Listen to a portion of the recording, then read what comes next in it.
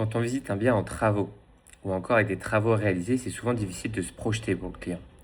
Et c'est le problème numéro un dans l'immobilier. Donc je vais vous présenter l'outil de démeublement qui va permettre de désencombrer totalement l'espace pour avoir un peu plus de visibilité. Ensuite, nous allons faire un premier test dans le salon et à l'aide du prompt, nous allons lui demander de nous créer une ambiance chic à l'intérieur de celui-ci. Comme vous pouvez le voir, l'ambiance se crée et on a même un outil de comparaison qui nous permet de différencier l'état actuel et le nouveau salon.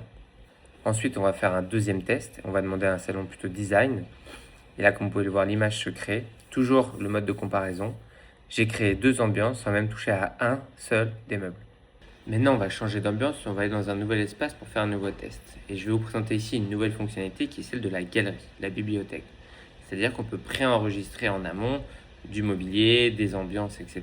et venir copier-coller ce qu'on veut directement dans notre espace. Donc ici, avec l'exemple de deux meubles vases, que je les prends, je les copie-colle, je les mets sur le mur, je demande à mon prompt de pouvoir les intégrer sur cette partie-là de la pièce, et là, le résultat apparaît.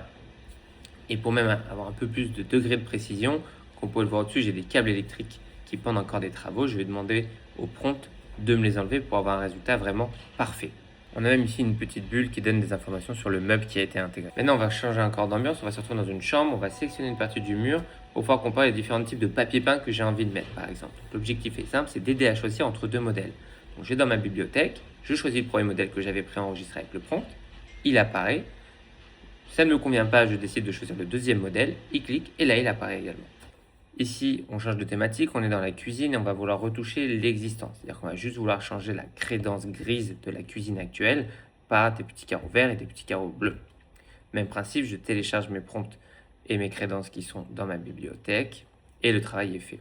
Donc on n'a pas besoin de tout refaire pour faire évoluer un projet. On va se déplacer en 360 degrés, aller dans le salon et ajouter du mobilier qu'on a choisi, table et chaise qui est dans notre catalogue.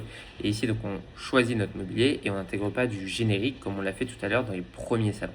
Maintenant, dernière scène, plusieurs thèmes enregistrés dans ma bibliothèque, japonais, industriel, moderne, milieu du siècle.